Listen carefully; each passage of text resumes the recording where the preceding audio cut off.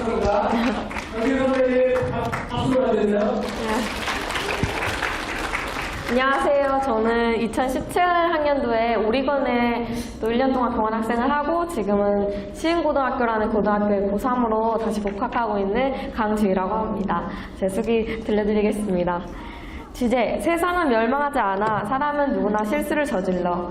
생일, 태어나는 날, 삶이 시작되는 날, 가족들을 처음으로 만나는 날, 여러 가지의 이유로 생일은 누구에게나 특별하고 소중한 날이다. 나에게 2017년의 생일은 더욱 특별했다. 2017년 1월 28일, 1년 동안 나는 나의 생일날 미국으로 새로운 가족을 만나러 떠났다. 한국에 있는 가족을 남겨두고 혼자 새로운 가족을 만나러 떠난다는 것이 모두에게나 일어나는 흔한 일은 아니기 때문에 가족들을 떠나는 나의 마음은 편치 않았다. 하지만 미국에 나의 새로운 가족들이 나를 기다리고 있다는 사실은 미국에 꼭 한번 가보고 싶었던 나를 충분히 설레게 만들었다.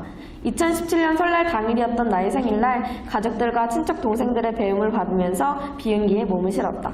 18년 동안 한국에 살면서 많은 사람들을 만나고 좋은 추억들을 쌓았지만 언제나 처음 사람을 만난다는 것은 큰 두려움이 따랐다. 나는 초등학교 저학년 때 사람의 겉모습이나 첫인상을 보고 나와 맞는 사람이라고 단정짓는 것은 정말 바보 같은 것이라는 것을 깨달았다. 나와 맞는 사람을 찾는다는 것은 공부를 통해서 알 수 없는 것이기 때문에 더욱 두려움이 컸던 것 같다. 나와 맞는 사람이 있는지 내가 어떤 사람과 더 깊은 관계로 나아갈 수 있을까 하는 것을 알아보는 방법은 내가 직접 그 사람을 만나서 경험해 보기 전까지는 모르는 일이니까. 생각보다 혼자 있는 비행기 안에서의 시간은 나쁘지 않았다. 새로운 가족들과 잘 지낼 수 있을까라는 생각과 영어에 대한 걱정도 있었지만 혼자 영화도 보고 노래도 들으면서 편안한 비행이었던 것 같다. 물론 맛있는 음식이 계속 나와서 좋았다. 하겐다즈 아이스크림. 한국을 떠나 약 13시간 정도의 시간이 지나고 미국이라는 나라에 도착했다.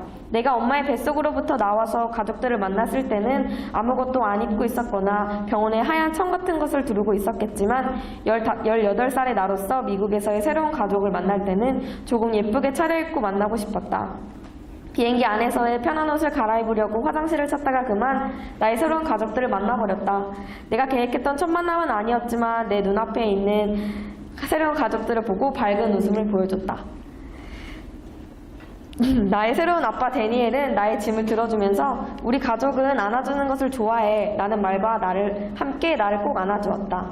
차례로 나의 새로운 자매 케이라와 에레카를 안았다. 나의 새로운 엄마 앤드리아는 공항에서 주차를 하지 못해서 나를 차에서 만났다. 차를 타고 집으로 들어가는 길에 나는 미국이라는 나라를 창문 밖으로 조금 느껴보고 싶어서 창문을 보면서 조용히 가고 있었다.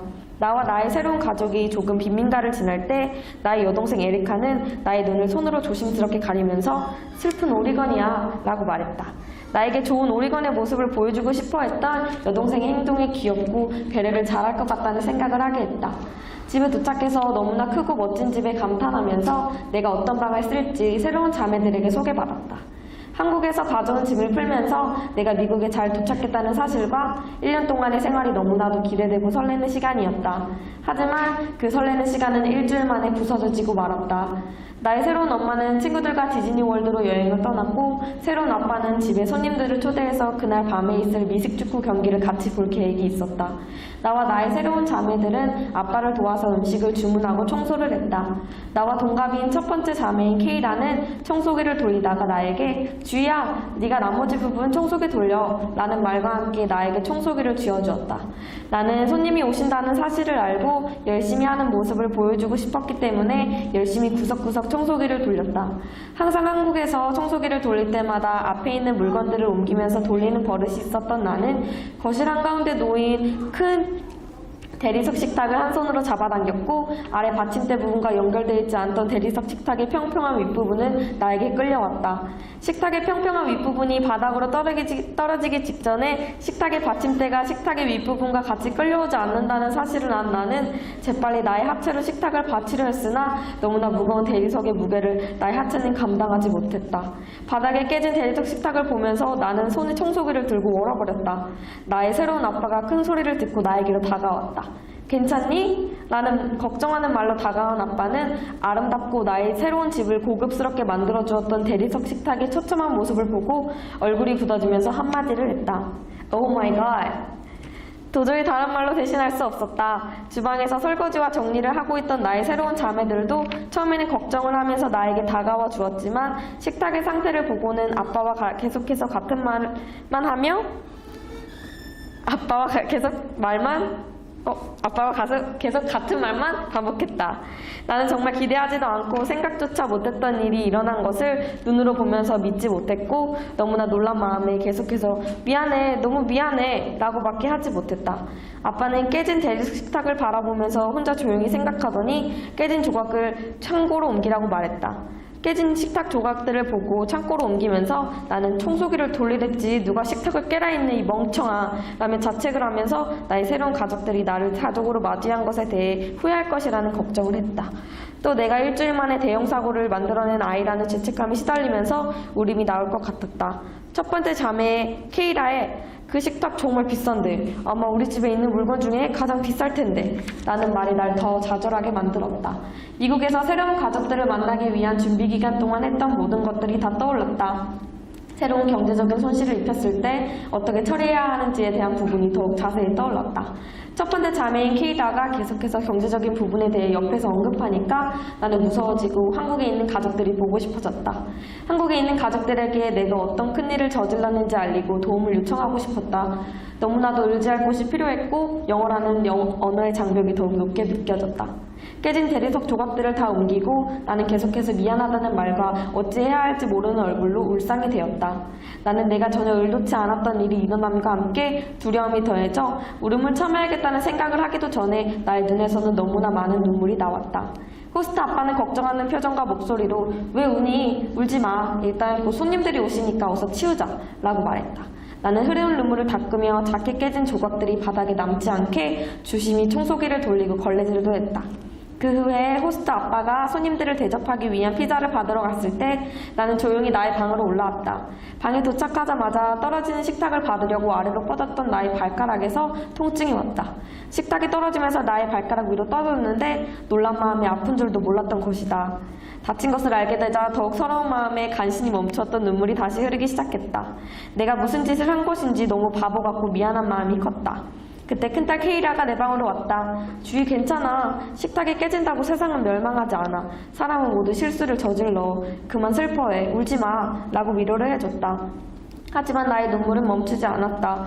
그러자 케이라는 혼자만의 시간을 줄까? 라고 나에게 물어봤고 그 혼자만의 시간이 너무나도 필요했던 나는 응 이라고 대답했다. 케이라가 방에서 나가고 나는 한국에 있는 아빠에게 전화를 걸었다.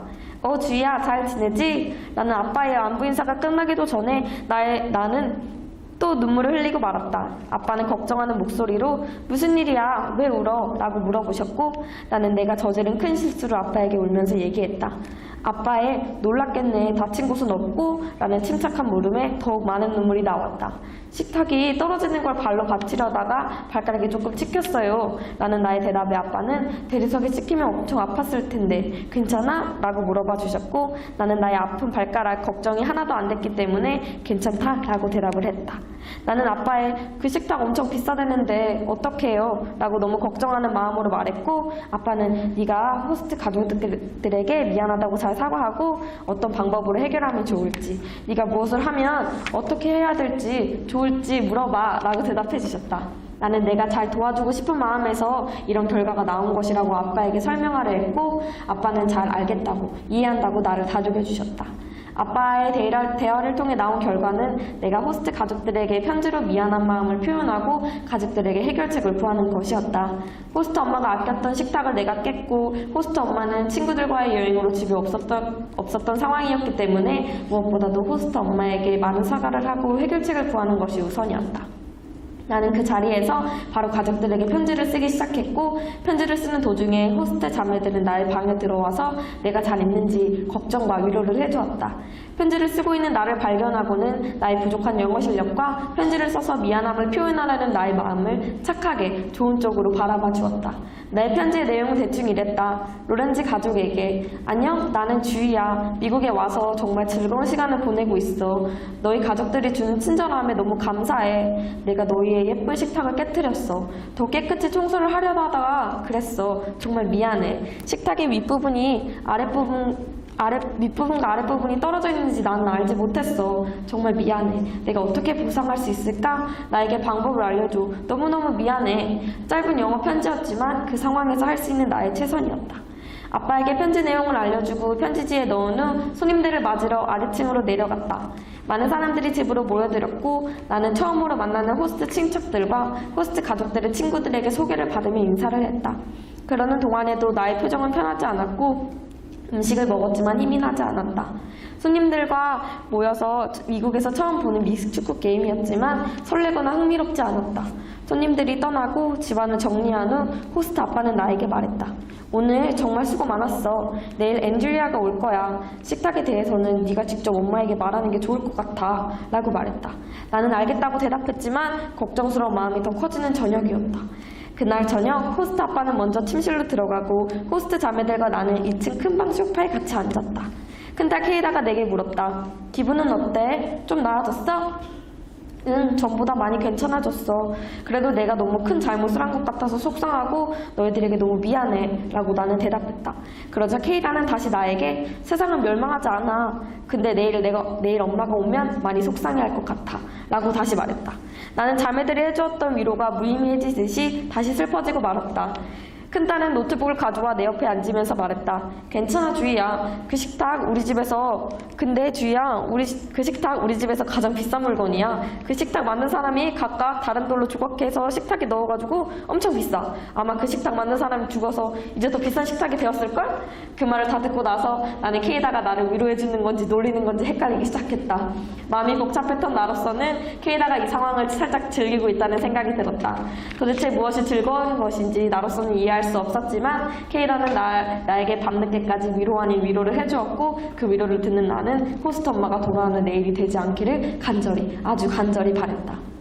간절한 바람과 달리 아침은 유난히 더 빨리 찾아왔고 우리는 지하층에서 영화를 보면서 간단하게 점심을 차려 먹으면서 호스트 엄마가 돌아오는 저녁 시간을 기다렸다.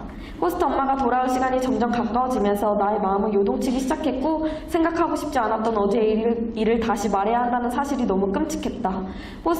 디즈니 월드에서 친구들과 엄청나게 즐거운 시간을 보내고 기분 좋게 집으로 돌아온 호스트 엄마에게 해야 할 말이 내가 이 집에서 매우 비싸고 네가 아끼는 식탁을 깨버렸어 라니 그 누구도 듣고 싶지 않아 하는 말일 것이다. 하지만 그 일을 내가 했고 나는 그 말을 들어줄 호스트 엄마를 기다리는 중이었다. 창고문이 열리는 소리가 들리면서 호스트 엄마가 선물 봉투를 들고 집 안으로 들어왔다. 가족들과 반갑게 인사를 하고 나에게도 잘 지냈냐는 인사와 함께 따뜻한 포옹을 해주었다. 엄마를 제외한 가족들은 나와 호스트 엄마의 눈치를 보기 시작했고 호스트 엄마는 수상한 낌새를 느끼고 무슨 일이냐고도 물어보기 시작했다. 큰딸은 밝은 표정으로 무언가를 말하고 싶어 했고 호스트 아빠는 그런 큰딸을 막아서며 나에게 눈짓을 보냈다. 나의 손에는 어젯밤에 써놓았던 편지가 있었고 온몸은 땀과 떨림으로 엉망이었다. 호스트 엄마는 계속 궁금해했고 호스트 아빠는 주희가 말할 거야. 다들 조용히 해. 라고 말했다. 그리고 내가 나의 잘못을 말하기도 전에 호스트 엄마는 거실 한가운데 있던 식탁이 사라진 것을 보고 내 식탁 어디 갔어? 라고 말했다. 그러고 나를 바라보았다. 그때 나의 표정은 다시 울 준비를 하는 사람의 표정이었다. 호스트 엄마는 나의 표정을 확인하곤 호스트 아빠와 같은 반응을 보였다. Oh my god. 그것이 호스트 엄마의 반응이었다. 그리고 나는 미안해 라는 말과 함께 다시 울음을 터뜨렸다. 호스트 엄마는 소파에 의지한 듯 뒤로 돌아서서 머리에 손을 얹었다. 나는 그 뒤에 서서 편지를 들고 울음에 섞여 잘 들리지도 못했겠지만 미안하다는 말과 내가 무엇을 해야 하는지 알려주라는 말을 되풀이했다. 몇 분 뒤에 호스트 엄마는 다시 내가 있는 쪽으로 몸을 튼 뒤 얘기했다. 식탁이 깨진 거에 대해서는 너무 슬퍼서 눈물이 나. 하지만 너는 아무것도 안 해도 괜찮아. 우리는 여전히 너를 사랑해. 모든 사람은 실수를 만들어. 하나님이 이 일을 통해서 너에게 더 많은 배움을 주시려고 했었나 봐. 라고 말해주셨다. 그 말을 마친 호스트 엄마의 눈에도 눈물이 맺혀 있었다. 나는 호스트 엄마의 말을 듣고 더 큰 소리로 울어버렸다. 너무나도 감사하고 안심이 됐다. 내가 저지른 일에 대해서 가장 큰 고민이 있었고 내 옆에서 나를 도와서 일을 해결해줄 사람이 없었던 느낌이 컸던 그 일은 호스트 엄마의 용서와 포옹으로 마무리가 됐다. 그 일이 있고 나서 나에게는 무슨 일을 할 때마다 더욱 조심하고 예민하게 반응하는 습관이 생겼다. 더 이상의 문제나 사고를 일으키고 싶지 않았기 때문이다. 첫 학기 동안 나는 학교에서 열심히 수업을 들었다. 가끔은 정말 무슨 소린지 알 수 없는 수업의 내용과 새로운 친구들과의 적응이 어려웠지만 나는 스스로 잘 견디면서 지내고 있다고 자부할 수 있었다. 2학기의 수업을 마침으로써 반년 동안의 미국 생활이 마무리되고 있었다. 전 과목에서 모두 A 학점을 받으므로 나는 나 스스로에게 많은 칭찬과 격려를 해주었다. 그리고 꿈에 그리던 미국의 거대한 3개월이라는 여름방학에 대해 부푼 꿈을 가지고 있는 나에게 호스트 엄마는 Young Life라는 청소년 기독교 단체 봉사활동을 제안했다. 나의 반응은 별로 좋지 않았다. 방학에는 늦잠도 자야 하고 친구들이랑 놀면서 지내야 하는데 왜 봉사활동에 가야 하는 거야? 이러한 마음을 가지고 나는 호스트 엄마에게 가기 싫다는 의사를 밝혔다. 그러자 나의 호스트 엄마는 그럼 너는 3개월이라는 긴 시간 동안 뭘 하고 싶은 거니? 나는 맨날 늦잠 자고 하루 종일 침대에서 뒹굴거리는 널 볼 수 없어 라고 강하게 대답하면서 나를 설득하려고 했다. 나는 미국의 새로운 환경에 적응을 다 끝낸 내가 호스트 가족들과 떨어져서 혼자 생활할 수 있을까에 대한 걱정이 많이 들기 시작했다. 내가 그곳에 가서 새로운 친구들을 사귀고 심지어 일을 해야 할 텐데 혼자 잘못 알아들어서 실수하면 어쩌지? 친구들이 안 생기면 어쩌지? 한 달 동안이나 있어야 하는데 그 사람들이 내가 영어를 못한다고 무시하진 않을까? 라는 많은 양의 걱정들이 나를 덮쳤다. 그리고 캠프로 가는 셔틀버스에 올라서는 나에게는 나를 이곳으로 보낸 호스트 엄마에 대한 분노와 앞으로 나에게 어떤 일이 일어날지에 대한 두려움이 있었다. 내가 얼마나 무서워하고 싫어하는데 호스트 엄마는 내 의견 중요하지도 않나 봐. 라는 호스트 엄마에 대한 나쁜 마음이 내 가슴속에 크게 자리하고 있었다. 캠프에서 3, 4일 동안은 낯가림과 실수하지 않으려는 마음 때문인지 조용히 캠프 보스의 설명을 들으면서 지냈다. 점점 내가 하는 하우스키핑이라는 일에 대한 적응과 친구들을 만나면서 나는 나의 모습을 조금씩 드러내기 시작했다. I am an exchange student from South Korea. 라는 말에 모든 친구들이 놀라하면서 신기해했다. 알고 봤더니 그 캠프에서 봉사자로 일하는 사람 중에 아시안계 사람은 나밖에 없었다. 또한 나와 같이 일하는 모든 사람들은 내 부족한 영어에 귀를 기울여 주었고 나의 이해를 도와주기 위해 노력했다. 하나님에 대한 모임이 밤마다 진행됐고 모두들 하나님을 만나기 위해 모인 사람들에게 봉사의 손길을 전하고 싶어서 모인 고등학생들이었다. 나는 같이 모인 워싱턴 패밀리 렌치 워크라는 이름의 봉사자들이 하나님을 사랑하는 마음과 미국에서의 그리스도인들의 모습을 함께 보고 느끼면서 나를 이곳으로 떠밀었던 호스트 엄마에 대한 미움의 마음이 사라지게 되었다. 나는 캠프에서 봉사하는 시간 동안 진짜 미국 친구들을 만들었고 호스트 가족들과 떨어지고 미국 부모님께 연락도 잘 못 드렸지만 가장 가까이에서 미국의 문화를 경험했다. 미국의 그리스도인들의 예배와 찬양을 배우면서 미국에 와서 많이 부족해졌던 나의 신앙심에 대해 돌아보는 시간을 가지게 되었고 하나님에 대한 궁금증과 생각들을 친구들과 얘기하면서 믿음의 친구들을 만나게 된 것 같아서 너무 좋았다.